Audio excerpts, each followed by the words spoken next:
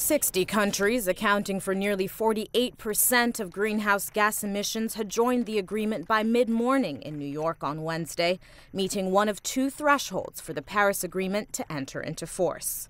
That satisfied the requirement that at least 55 countries sign on, but the second threshold requires those signatories to represent 55% of global emissions, and they fall a little short. New signatories representing 7.5% of global emissions are still needed. But Secretary General Ban Ki-moon says the progress made in the span of just 9 months is remarkable. What once seemed impossible is now inevitable. I'm confident that by the time I leave office, the Paris Agreement will have entered into force.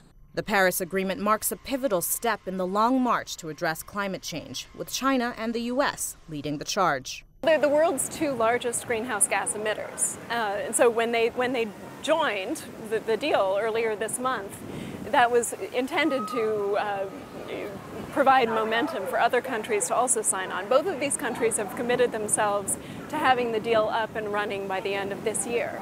But with a lot of the terms based on broad principle, the key challenge now, climate experts say, is to set guiding rules.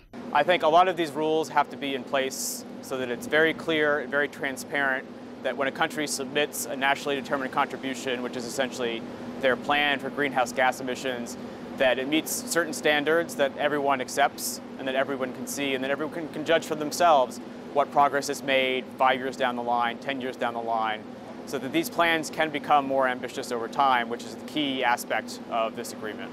Critics say what's on paper isn't enough to limit the average global temperature from rising more than 2 degrees Celsius above pre-industrial levels, much less the 1.5-degree best-case goal outlined in the agreement.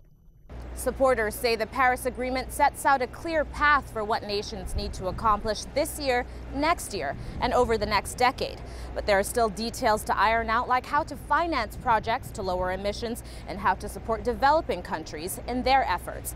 But if nations are committed to ratification, climate change experts say we could see very aggressive carbon reduction over the long term. Chiahemen, CCTV, New York.